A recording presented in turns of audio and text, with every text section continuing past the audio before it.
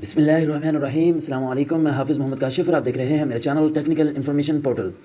Friends, आज की video में हम डिस्कस करेंगे कि अगर आपको बैंक प्रॉफिट मिलता है और उसकी टैक्स रिटर्न फाइल करना चाहते हैं तो बैंक प्रॉफिट को आप किस तरह मेंशन करेंगे अपनी टैक्स रिटर्न में। उसके दो सिनेरियोज़ हैं, दोनों ही हम डिस्कस करेंगे। वीडियो स्टार्ट करने से पहले आपसे रिक्वेस्ट करूँगा कि अगर आपने अभी तक मेरा channel technical information portal subscribe नहीं किया, सब्सक्राइब कर लें ताकि इसी तरह की वीडियोज़ और नोटिफिकेशन आपको बर वक्त मिलते रहें। सबसे पहले हमने अपना IRS अकाउंट ओपन करना है। उसके बाद नॉर्मल रिटर्न के ऊपर क्लिक करेंगे, टैक्स ईयर देंगे, जिस टैक्स ईयर की हमने टैक्स रिटर्न फाइल करनी है। कंटिन्यू के बटन पर क्लिक करेंगे तो हमारे पास टैक्स का फॉर्म ओपन हो जाएगा। सबसे पहले हमने जाना है टैक्स चार्जेबल में। इसके अंदर एक और फॉर्म है final, fix, minimum, average, relevant और रिड्यूस टैक्स के नाम से। इसके ऊपर हम क्लिक करेंगे। कंट्रोल F करके आप 7B प्रेस कर सकते हैं और यहाँ पर आपको ये शो हो रहा है profit on debt under section 7B, amount not exceeding 5 million. ये बहुत इंपॉर्टेंट है। प्रॉफिट अगर आपको 50 लाख से कम मिला है तब आपने इसकी एंट्री यहाँ पर करनी है। यहाँ पर आपने अकाउंट नंबर देना है और यहाँ पर आपने बताना है कि अकाउंट है, सर्टिफिकेट है, करंट अकाउंट है, सेविंग है, कौन से बैंक में आपका अकाउंट ओपन है, उसका एड्रेस भी लिख सकते हैं। करंट अकाउंट पर तो प्रॉफिट लगता ही नहीं है, तो सेविंग अकाउंट होगा या प्रॉफिट एंड लॉस अकाउंट होगा। जैसे ही मैंने यहाँ पर अकाउंट ऐड किया है, यहाँ पर आपने अपना प्रॉफिट लिख देना है। मैं यहाँ पर लिखता हूँ 40 लाख हमें प्रॉफिट मिला है। उसके ऊपर 15% बैंक ने आपका टैक्स विदहेल्ड किया होगा, जो कि 6 लाख रुपए बनता है। अगर आप नॉन फाइलर हैं, उस केस में आपका 30% टैक्स डिडक्ट हुआ होगा 2023-24 के केस में। तो यहाँ पर अगर आपका 30% टैक्स डिडक्ट हुआ है तो यहाँ पर आपने 12 लाख रुपए लिख देना है। अगर 15% टैक्स डिडक्ट हुआ है और पे भी आपने 15% ही करना था तो वो आपने यहाँ पर लिख देना है। अगर आप नॉन फाइलर थे, उस केस में आपका टैक्स 30% डिडक्ट होता रहा है, तब रिमेनिंग 50% है वो आपको रिफंड मिल जाएगा।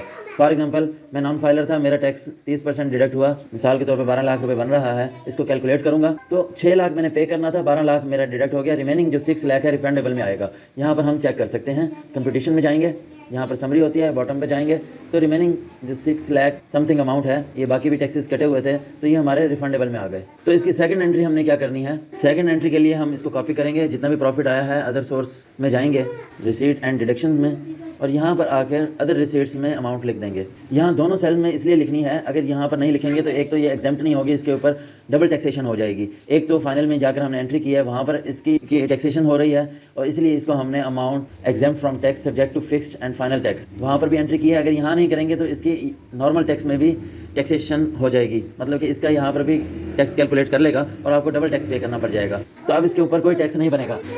इसके बाद हमने वेल्थ प्रिपेयर करनी है। वेल्थ स्टेटमेंट में जाएंगे, इसको रिकन्सिलेशन ऑफ एसेट्स में जाएंगे, इसको यहाँ पर थर्ड सेल में यहाँ पर शिफ्ट करेंगे इसको, और ये बताएंगे इससे हमने क्या किया है। एक्सपेंस किया तो एक्सपेंस कर लेंगे, और अगर एसेट्स कोई परचेज़ किए हैं तो एसेट्स वाली जगह पर हमने इसकी एंट्री कर देनी है। इसको मैं अभी डिटेल में नहीं समझा रहा, आप मेरी वेल्थ स्टेटमेंट की वीडियो देख लें ताकि आपको कंप्लीट वेल्थ स्टेटमेंट का कंसेप्ट समझ आ जाए। अभी हम इनकम स्टेटमेंट की बात कर रहे हैं, वेल्थ स्टेटमेंट की बात नहीं कर रहे। अब दूसरे स्टेप पर जाते हैं। ये तो था कि अगर आपका 50 लाख से या 5 मिलियन से कम प्रॉफिट हो तब आपने किस तरह पुट करना है। दूसरे नंबर पे हमने ये देखना है कि अगर आपका 50 लाख से ज़्यादा है तब आपने क्या करना है और तब आपने किस तरह एंट्री करनी है। ये हमने देखा कि 50 लाख से कम है, आप फाइलर हैं, तब आपके टैक्स कटा है, तब आपने किस तरह एंट्री करनी है। नॉन फाइलर हैं, टैक्स आपका ज़्यादा कट गया है, उस सूरत में आपने किस तरह एंट्री करनी है। तो इसको मैं डिलीट कर देता हूँ।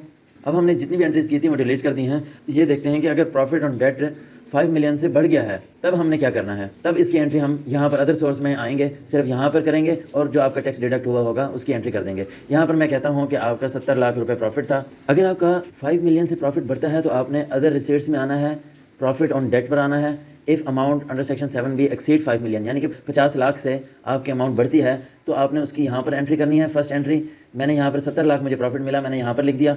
अब जो इसके ऊपर टैक्स डिडक्ट हो चुका है उसकी एंट्री करने के लिए हमने अगेन जाना है टैक्स चार्जेबल में। पहले हम फाइनल में गए थे, अब हमने एडजस्टेबल टैक्स में आना है और यहाँ पर आकर हमने प्रॉफिट ऑन डेट सेलेक्ट करना है। Profit on debt under section 151, यहाँ पर हमारा टैक्स कटा होगा वो हमने यहाँ पर लिख देना है। बाकी चीज़ें डिलीट कर देता हूँ। यहाँ पर जितना भी आपके 70 लाख के ऊपर टैक्स डिडक्ट हुआ वो हम यहाँ पर लिख देंगे। 15% बन रहा था 10,50,000। जितना भी आपका टैक्स डिडक्ट हुआ हो वो यहाँ पर आपने लिख देना है। हो सकता है कुछ अर्सा आप नॉन फाइलर रहे हो और वहाँ पर आपका ज़्यादा टैक्स डिडक्ट होता रहा हो तो आपने टैक्स सर्टिफिकेट को लाजमी फॉलो करना है। तो जितना भी आपका टैक्स डिडक्ट हुआ हो तो आपने वो यहाँ पर लिख देना है। अब रिमेनिंग चेक करने के लिए कंपटीशन पर आएंगे हम। यहाँ पर देखेंगे कि 7,64,228 रुपये हमारे रिमेनिंग है।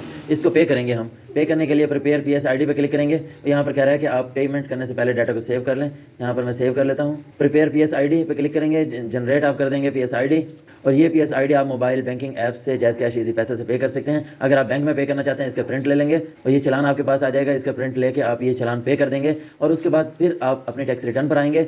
टैक्स रिटर्न पर आकर आपने पेमेंट पर आना है और यहाँ पर आपकी पेमेंट जैसे ही पे करेंगे आ जाएगी और यहाँ पर आपने क्लेम कर लेना है।